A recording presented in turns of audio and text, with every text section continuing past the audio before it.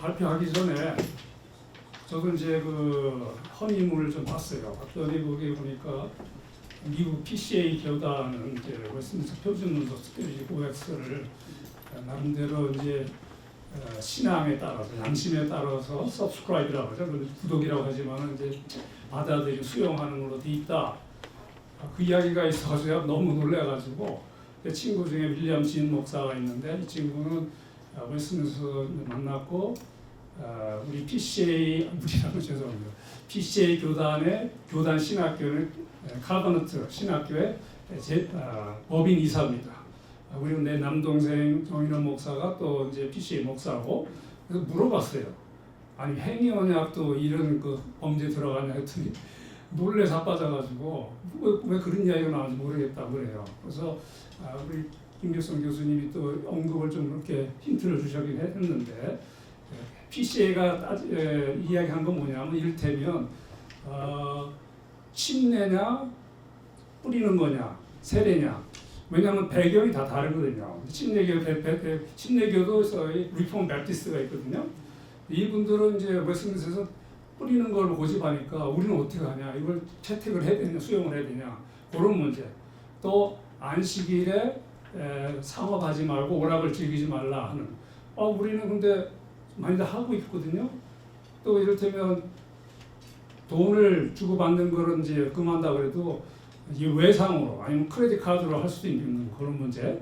또 한 가지는 또 제2계명의 하나의 형상을 만들지 말라고 그랬는데 많은 교인들이 예수님의 형상, 사진, 그림을 걸어놓고 있단 말이죠. 이걸 어떻게 또 해야 되느냐. 또 어떤 경우가 또 있었냐면 그 성찬할 때에 종파에 따라 다른데 백그라운드 배경에 동방교회의 배경을 가진 사람들은 떡을 미국식으로는 빵이죠. 빵을 포도주에 담궈가지고 한꺼번에 먹습니다. 이걸 어떻게 하느냐 하는 그런 문제.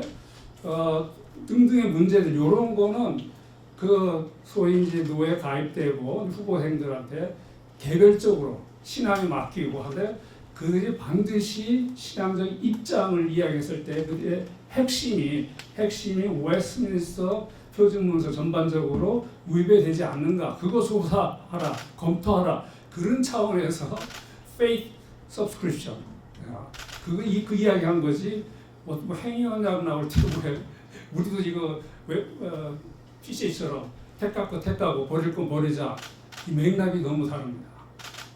그 윌리엄 목사는 하는 말이 행위 언약 그것 빼면 웨스트민스터 다 버리고 PCA 다 버리라는 소리다 그렇게 이야기해요. 제가 먼저 그 말씀을 드립니다.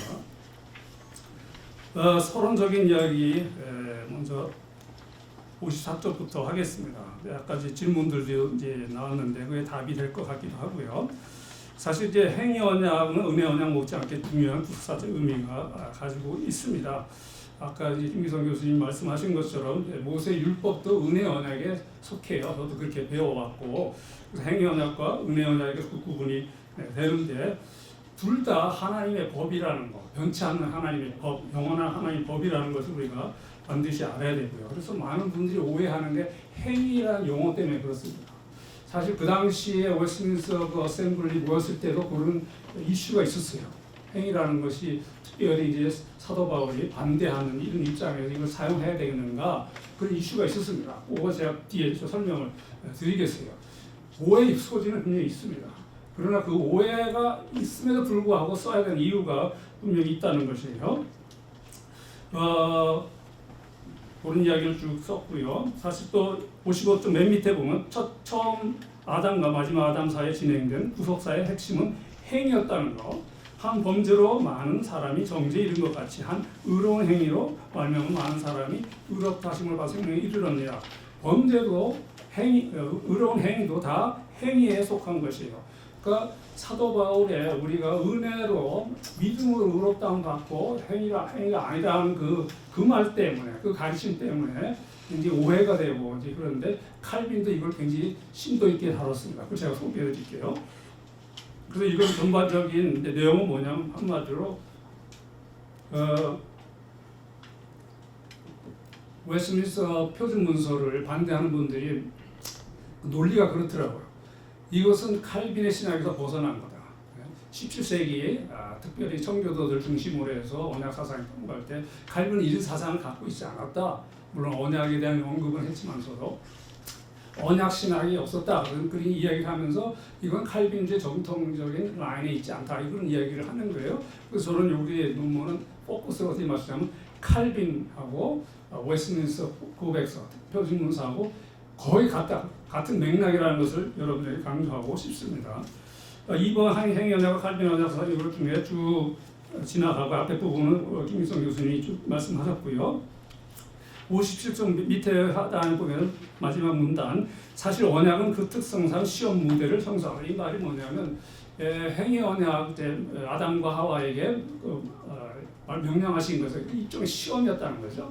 시험인데 왜 언약이냐 하는 그 반대 의견을 제가 들었어요. 사실 언약 자체가 시험적인 무대라는 겁니다. 순종은 복을 받고 불순종은 벌을 받는 것이 언약의 특성인데요. 예를 들어서 신명기 8장 16절에 보게 되면 내 조상들도 알지 못하던 만나를 광야에서 네게 먹이셨나니 이는 다 너를 낮추시며 너를 시험하사 마침내 네게 복을 주려 하심이었더라.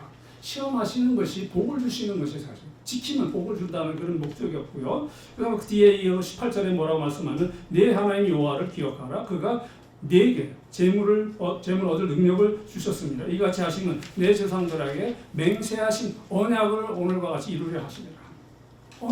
언약이 나오셨습니다. 시험과 언약이 뗄 수 없는 관계라는 것을 반드시 아셔야 되고요.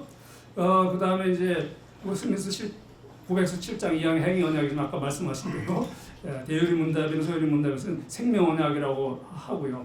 사실 이제 용어 자체에 너무 목숨을 걸 필요는 없습니다. 물론 오해 소지가 있어서 그 해명을 하는 차원에서 하긴 하는데 왜냐하면 이제 언약이라는 것이 어떤 생명 언약, 자연 언약, 에덴 언약, 무고 언약 등등의 여러 가지 사용을 한다는 거예요. 그러니까 같은 의미로 우리가 봐야 됩니다. 다른 것이라고 생각할 필요가 없다고 봐지고요. 어거스틴은 아담과의 행위 언약을 첫 번째 언약이라고 이야기를 했어요. 거기 이제 각주 보게 되면 블락 하는 거요. 거기 이제 보게 되면 밑에 첫 인간과 만들어진 첫 번째 언약은 이것이다. 네가 그것을 먹는 날에는 정령 죽으리라. 이게 어거스틴의 이야기입니다. 그리고 어거스틴이 뭐라고 하냐면 누구든지 관심 있는 자는 언약을 쉽게 찾을 수 있다. 그래요. 관심 있는 사람은 부정적으로 생각하는 사람은 언약 없다고 생각하겠지만 관심 있는 사람 언약을 찾을 수 있다라고 하고요. 그다음에 칼빈은 행위 언약을 자연율법이라고 해요. The law of nature. 자연율법이라고 이게 바로 칼빈이 생각하는 행위 언약입니다. 같은 의미예요. 같은 의미. 그래서 어떻게 이야기하냐면 모세 언약과 그리스도로 말미암은 새 언약의 관계를 칼빈이 이렇게 이야기합니다. 따라서 자연율법 아래나 우리가 말하는 행위 언약, 즉 웨스트민스터 고백서에서 말하는 행위 언약, 따라서 자연율법 아래나 아까 이제 김일성 교수님 율법이라고 할 때 모세와 연결시키는 것 그것도 우리의 나름대로 버릇이에요. 한국말 율법이 영어로는 다 law, normas, 그러니까 다 그 법을 말하는 겁니다. 자연율법 아래나 모세율법 아래서는 어떤 제사도 하나님이 기쁘시게 못한다. 하나님은 인간의 제사를 필요로 하는 것이 아님을 종종 말한다. 모세를 통해 주신 율법, 자연율법에 더해진 폐지가 아니라 향상된 그 율법은 그리스도의 미래 제물을 예상하는 외형적 제사를 제정했다라고. 참 놀라운 칼빈의 가르침입니다. 보세요. 모세를 통해 주신 율법이 있고 그다음에 자연율법이 따로 있는데 모세의 율법은 자연율법에 더해진 거랍니다. 더해진 거. 뭔지 알겠죠? 행위 언약을 말하는 거죠. 근데 이건 폐지가 아니라 향상됐다고 칼빈이 말합니다. 요것은 이제 칼빈이 어디서 썼냐면 그 밑에 각주 5번에 보게 되면 The Adultero German Interim이라고 했는데 이게 무슨 말이냐면 이제 그 신로마 제국의 황제였던 찰스 5세가 강압적으로 로마 천주교하고 루터파하고 타협을 시키려고 했던 겁니다. 그거를 이제 듣고서는 화가 나가지고 글을 쓴 거예요. 그래서 어델테로라는 라틴어로 쓴데 이게 바로 간음이라는 거죠. 루터파를 향해서 너네들 간음할 거냐 이렇게 강하게 이야기하는 그 내용이 나옵니다. 행위 언약이라는 칼빈에게는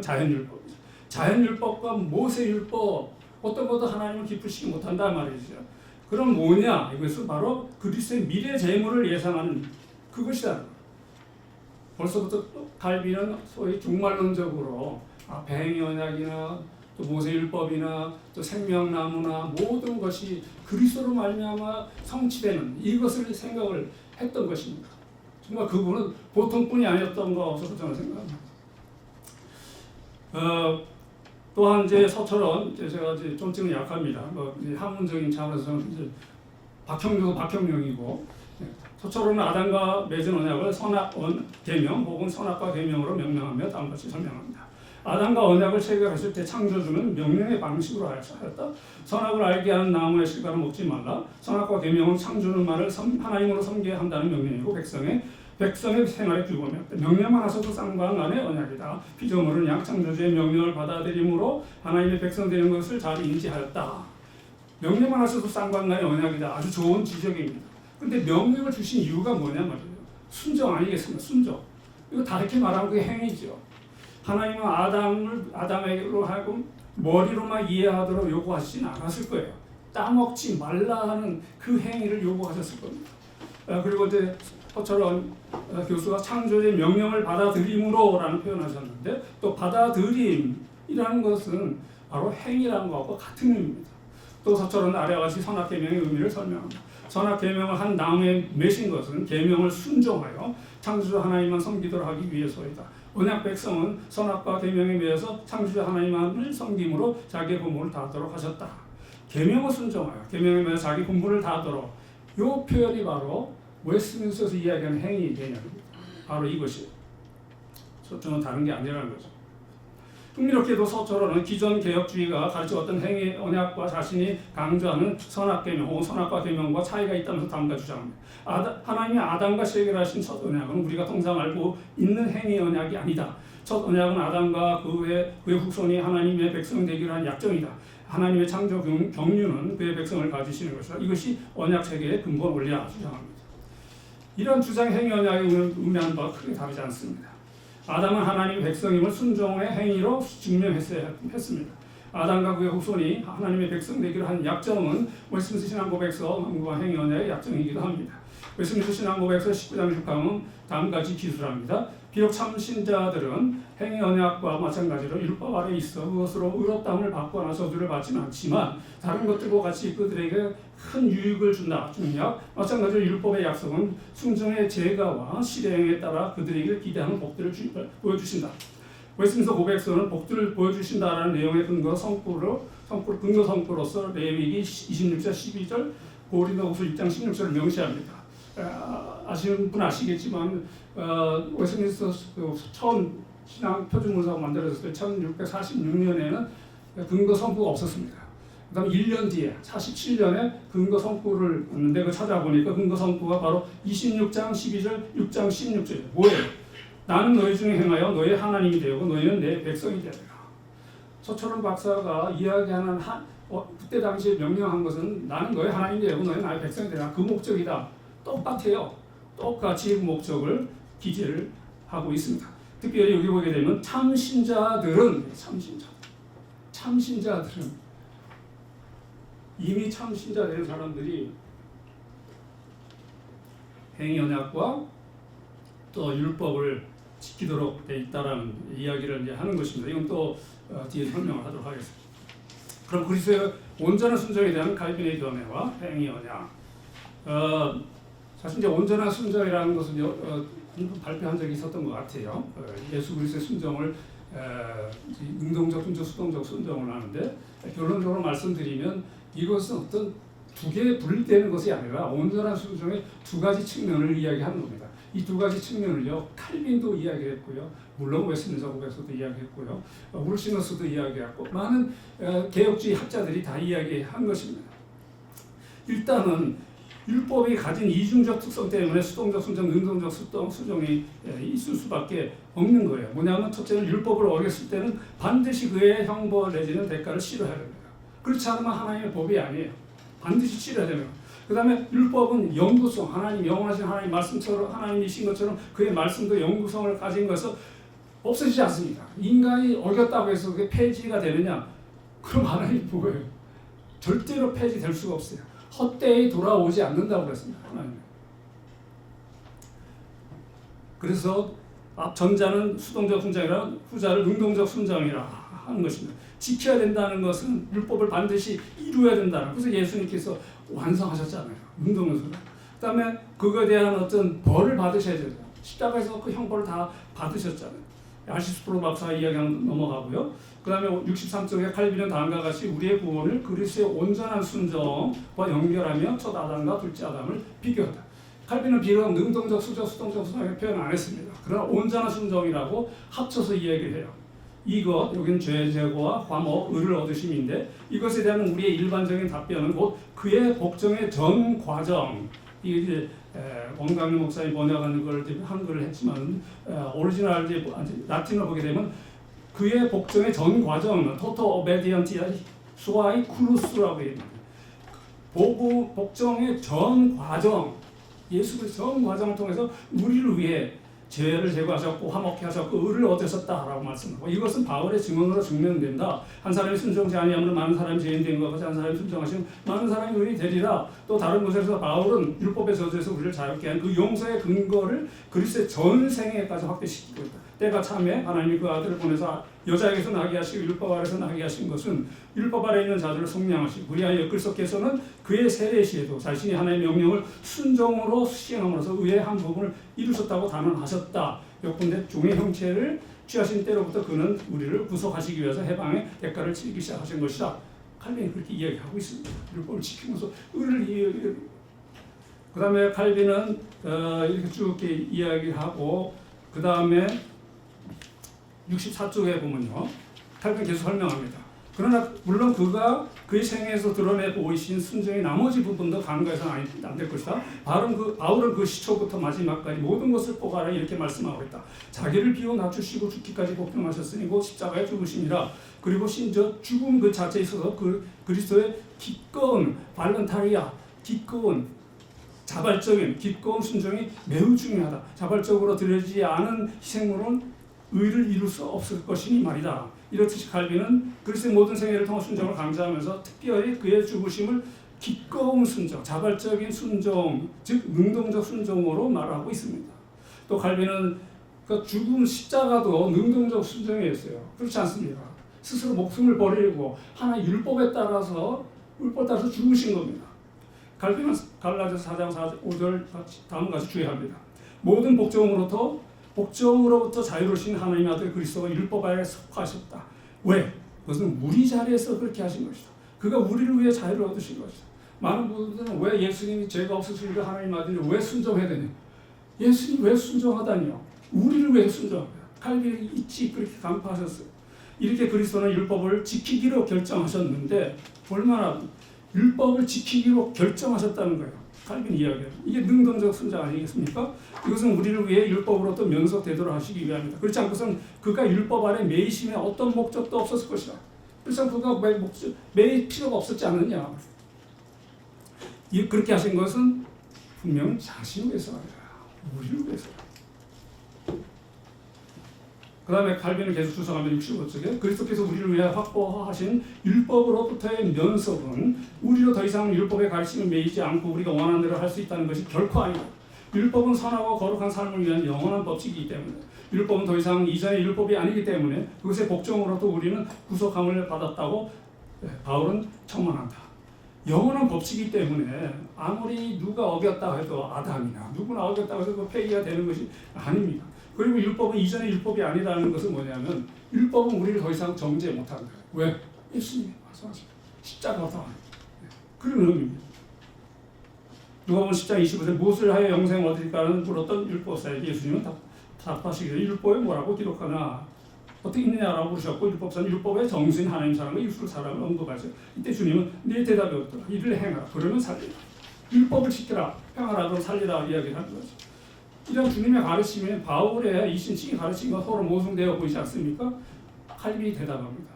어떻게 이야기하냐면 두 가르침은 서로 완벽하게 조화된다. 율법은 행위로 의를 얻을 수 있다고 가르치지만 누구도 행위로 의롭다함을 얻을 수 없다. 그 이유는 결함이 율법의 가르침에 있기 때문이 아니라 사람에게 있기 때문이다. 한편 그리스도가 의의 영구적 법칙인 율법을 무효화했다는 비방이 사실이 아님을 입증하시고자 하는 것이 그의 가르침의 의도였다. 사도 바울이나 예수 그리스도나 그냥 이것이 영구한 법칙이다. 이렇게 해서 이거 마치 예수님도 그렇고 바울도 그렇고 폐기한 것처럼 하는데 아니라고 말이야. 아니라. 예. 그런 내용은 뒤에 옆에 쭉 설명을 하거든요. 그러니까 분위기가 어떤 율법 폐기론적으로 가는 분위기가 있어요. 그게 아닙니다. 우리 개혁주의 전통이 아니에요. 어떤 것이 하나님의 법이 아닌 게 있습니까? 우리에 따라서, 우리의 입장에 따라서 죄를 짓고 안 짓고 또 우리 입장에 따라 우리의 연약함에 따라서 하나님의 법이 바뀌고 그러니까 하나님 아시다시피 하나님의 법은 그 자신처럼 영원합니다. 그 말씀하면 빛이 있으면 빛이 있게 되는 그 놀라운 하나님의 법인데 지키지 않았다고 폐기합니까? 율법 폐기로는 개혁주의가 아닙니다. 칼빈은 율법에 대한 완전한 순종을 다음까지 설명합니다. 67조 비차원에서 선한 행위에 대한 상급을 얻는다고 생각하는 큰 잘못이다.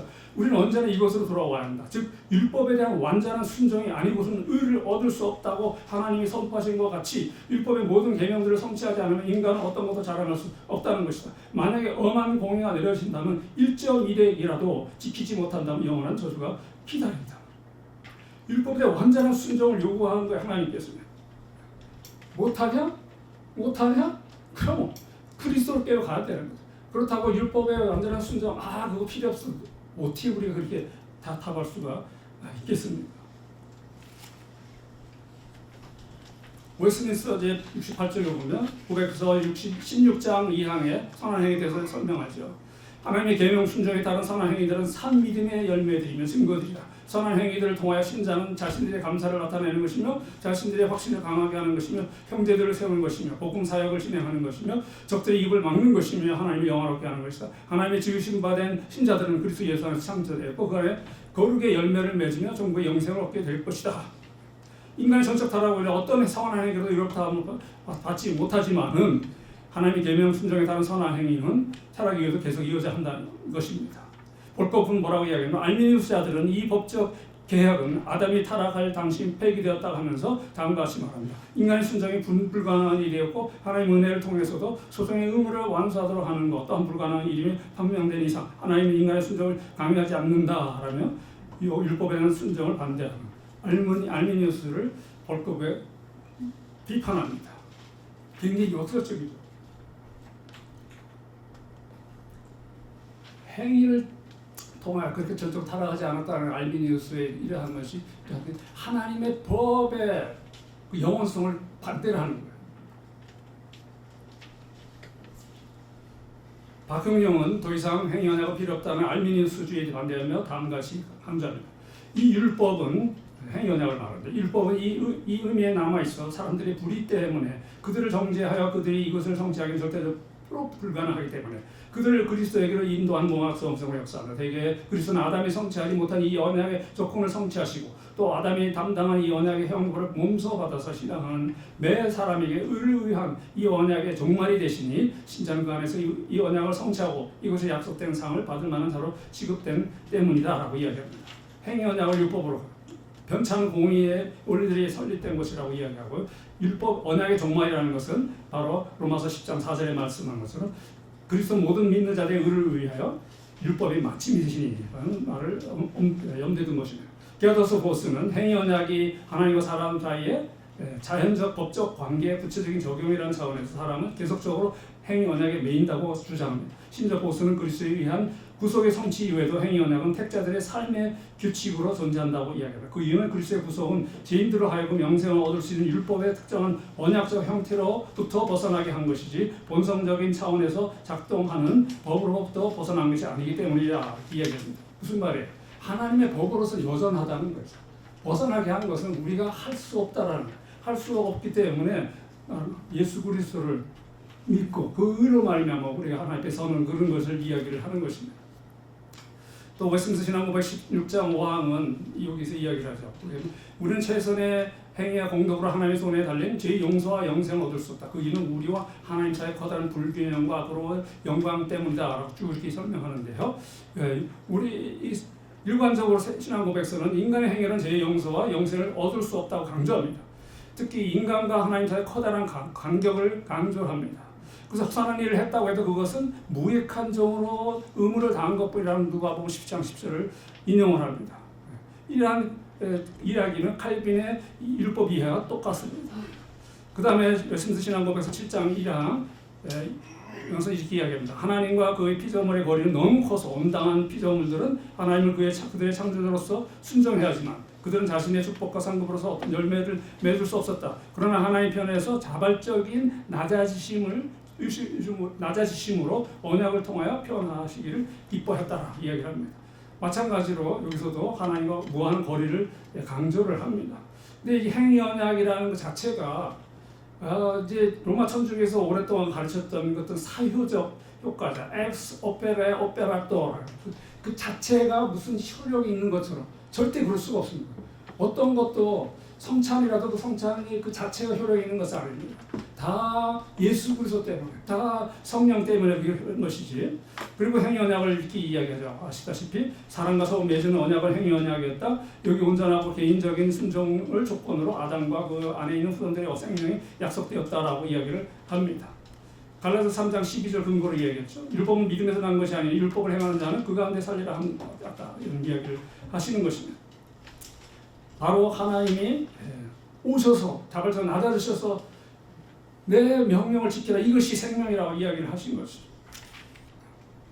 이 무한한 거리는 하나님과 우리 인간의 무한한 거리는 이 바르트 신앙과 비슷한 데가 있어요. 바르트는 아시다시피 전적 타자, 홀리 아더스, 간즈 안데르라고 표현하는데 이것이 의미하는 것이 아닙니다.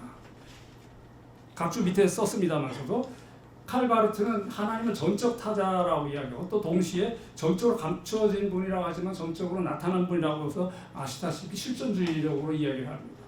이러한 칼 바르트의 사상에서는 자발적으로 낮아지셨다는 것은 통하지 않아요. 그냥 실존주의적으로 동시에 이게 어려운 이야기죠. 일반 목사님들한테는 그 다이렉티컬이야. 다이렉티컬 두 가지 동시에 감춰지고 동시에 나타나는 이런 다이렉티컬한 걸 아주 교묘하게 실존주의 철학으로 이야기를 한 겁니다. 바르트가 그런 맥락으로서 이 주장하는 거 아닌가 하는 우려가 되는데 전혀 개혁주의적인 것이 아니고요. 이런 생각 있는 사람이 그렇게 신랄하게 언약을 비판하는 거예요. 왜? 하나님 왜 낮아지고 하나님 전적으로 타자인데 왜 인간에게 다가오느냐? 우리는 죄인인데 그런 거죠. 예수 그리스도가 다 중보자의 역할을 하는데 물론 바르트도 예수 그리스도 중보자라고 이야기하죠. 근데 이제 바르트에게는요 예수가 person이 아닙니다. Christ event이에요. 어떤 witness, 증거하는 자체, 사건 이것이 그리스도입니다. 참 놀라운 분이에요. 그건 보통 천재가 아닙니다. 정말 성경적으로 다 풀어요. 근데 그 다 자유주의 사람. 아시다시피 그 사람은 부활도 부정합니다. 사실. 근데 부활을 이야기를 해요. 작은 책자가 있어요. 테이블탑이라고 신학자들하고 학생들하고 이야기하는 이야기를 해. 노골적으로 이야기합니다. 부활. 무슨 죽은 사람이 부활하는 거지. 그런 자꾸 생각하는 거는 크러치 사상이다 말이에요. 목발 짓는 사상. 그런 사상 가지지 말라. 그런 바르트의 이러한 언약 반대하는 그게 아니라 저는 기대합니다. 칼빈도 그렇게 강조를 했고요. 그 다음에 이제 13장에서 넘어가죠.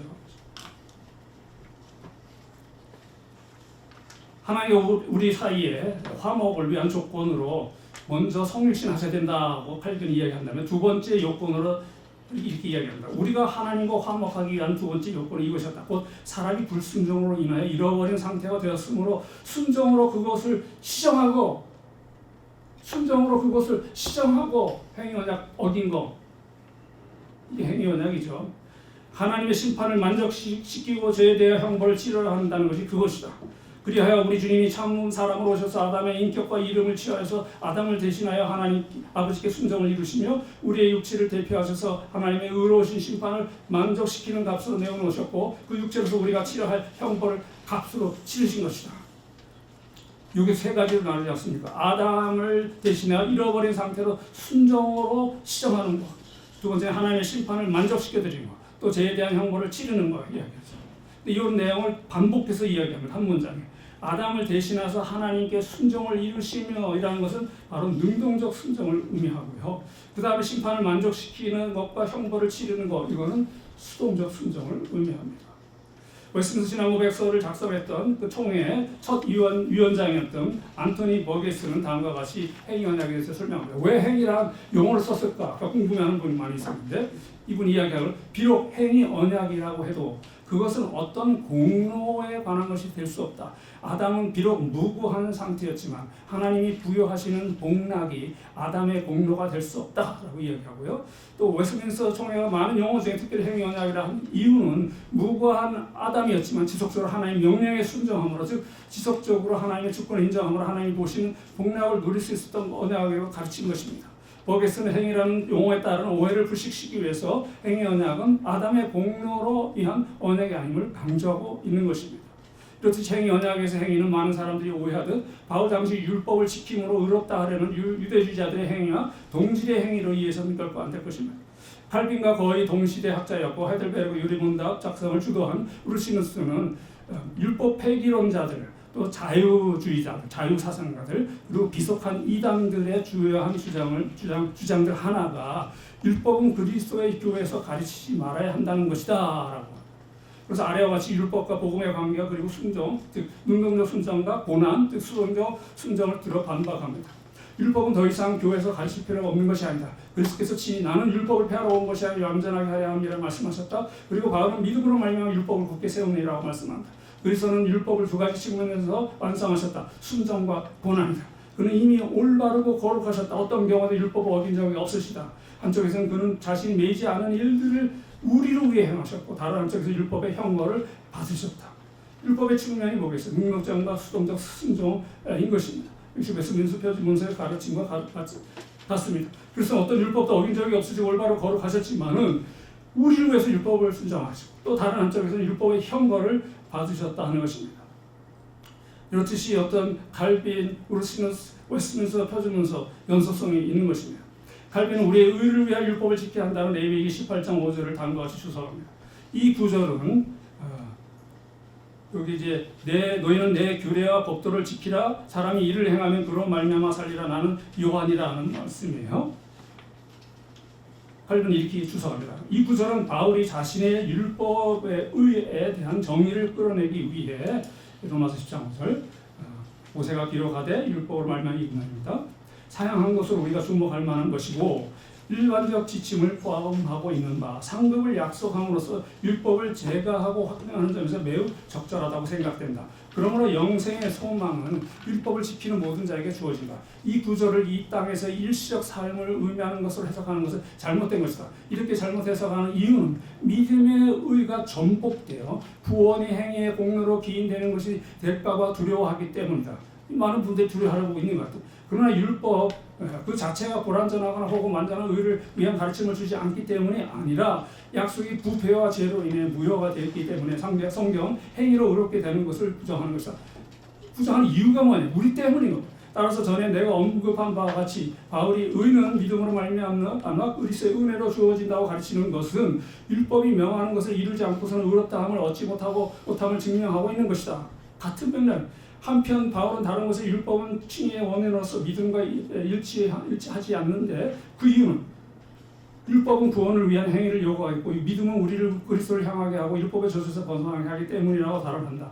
그런데 어리석게도 어떤 사람들은 사람이 의에 이르기 위해서는 율법을 지켜야 한다는 것을 터무니없는 것이라며 거부한다. 사실 결함은 율법의 교리에서 오는 것이 아니라 인간의 연약함으로부터 오는 것이다. 이것을 바울이 로마서 8장 3절에 분명히 가르치고 있다. 한편 우리는 율법의 모든 명령들을 지키지 않았을 때는 구원이 율법으로부터 오지 않는다는 것으로 봐야 한다. 생명은 이것 혹은 저것을 행하는 자에게 약속된 것이 아니다. 우리에게 요구되는 것은 온전한 순종이다. 칼빈은 이렇게 주석책에서 얘기합니다. 이렇듯이 칼빈은 율법의 행위에 대해 결코 부정적으로 생각하지 않는다. 율법 자체는 어떤 결함이 존재하지 않기 때문에 율법 행위를 부정적으로 보는 이유는 다름 아닌 우리의 죄성과 연약함 때문이라는 것이다. 특히 우리가 여기 칼빈의 말에 주시해야 될 것은 율법의 의와 율법의 믿음의 의가 서로 적대지 않다는 것이다. 성경이 율법의 행위로 의롭게 되지 않는다 가르치는 이유는 율법 그 자체가 불완전하거나 혹은 완전한 의를 가기 위한 가르침을 주지 않기 때문이 아니라 바로 하나님과의 약속이 부패와 죄로 인해 무효가 되기 때문이라고 강조를 합니다. 또 율법의 순종에 의한 영생의 소망을 또 이렇게 강조를 합니다. 사실 이제 영원한 생명을 허락을 하신 거예요. 영원한 생명. 단순히 이 땅에서 그러는 것이 아니고요. 또 유명한 말이 있지 않습니까? 어스니 처음 창조된 아담의 상태를 죄를 지을 수 있는 그리고 죄를 짓지 않을 수 있는 상태로 구분했죠. 반면에 예수를 믿고 영원한 나라의 간 자들은 죄를 지을 수 없는 아담처럼 죄를 지을 수 있는 가능성이 전혀 없는 것입니다. 행위 언약을 반대하는 사람들 간에 아담이 죽을 수 없는 상태이기 때문에 그에게는 행위 언약이 성립되지 않는다고 하죠. 그러나 죽을 수 없는 상태, 즉 죄를 지을 수 없는 상태로 죽은 것이 아니죠. 결과론적으로 타락하지 않았습니까? 예, 마지막으로 78쪽에 칼빈은 고린도전서 15장 47절을 다음 것을 이해합니다. 그러므로 비록 첫사람은 땅에서부터 얻은 것이 아닌 불멸의 영을 가졌지만 그는 자신의 몸의 근원인 땅 그리고 그에게 살도록 지정된 땅의 잔재를 지니고 있다. 이게 불멸이라는 것은 영 자체가 하나님께서 입김을 불어넣으셨기 때문에 영 자체가 불멸이죠. 죽은 사람 지옥 가고 산 사람 천국 가고 불멸입니다. 그러나 그 몸은 이 땅에 있어. 한편 그리스도는 하늘로부터 살리는 영을 불러오셨다. 그가 우리로 더 나은 삶으로 중생케 하시며 땅에서 들리도록 하셨다. 간단히 말해서 우리는 우리 몸을 아담으로부터 받았고 그 뿌리라고 할 수 있는 이 세계에 살고 있다. 반면에 그리스도는 하늘의 삶의 시작이요 지으신이다라고 이야기를 합니다. 이제 결론으로 넘어가서요.